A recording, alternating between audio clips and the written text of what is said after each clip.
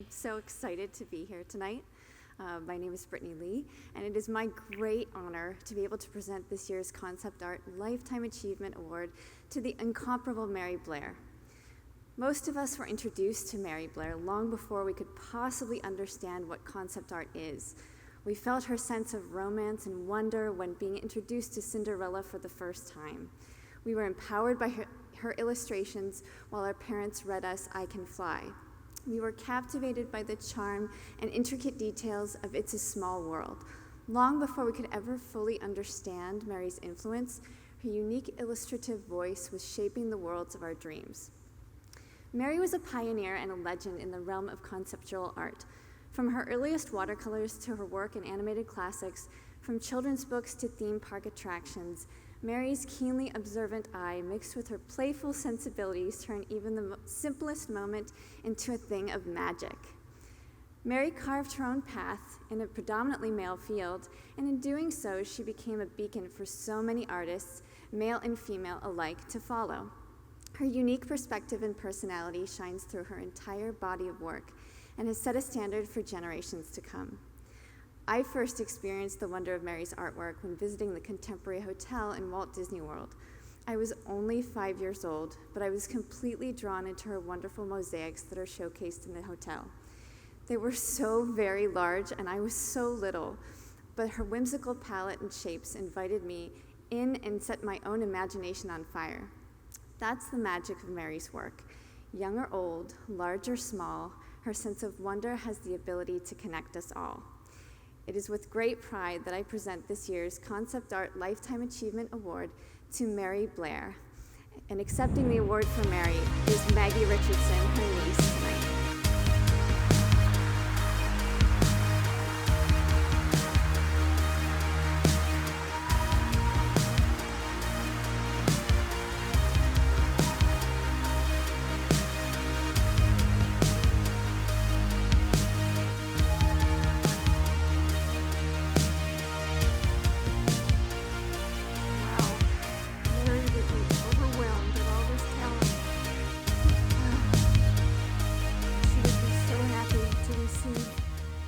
This award from her peers for doing something that she absolutely loved.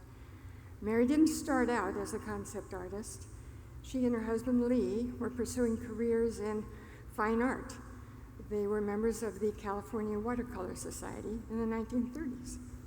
But during the late 1930s, she happened to say to her brother-in-law Preston, "I don't care if I never paint another landscape." It just wasn't her cup of tea. But also, at that very same time, coincidentally and fortunately, something else was deflecting her interest and her attention.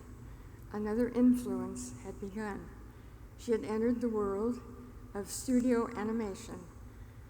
Due to financial needs at the time, but also, and not until the famous Disney Goodwill Tour of South America in 1941 that she truly felt connected to her art and her own exciting signature style emerged.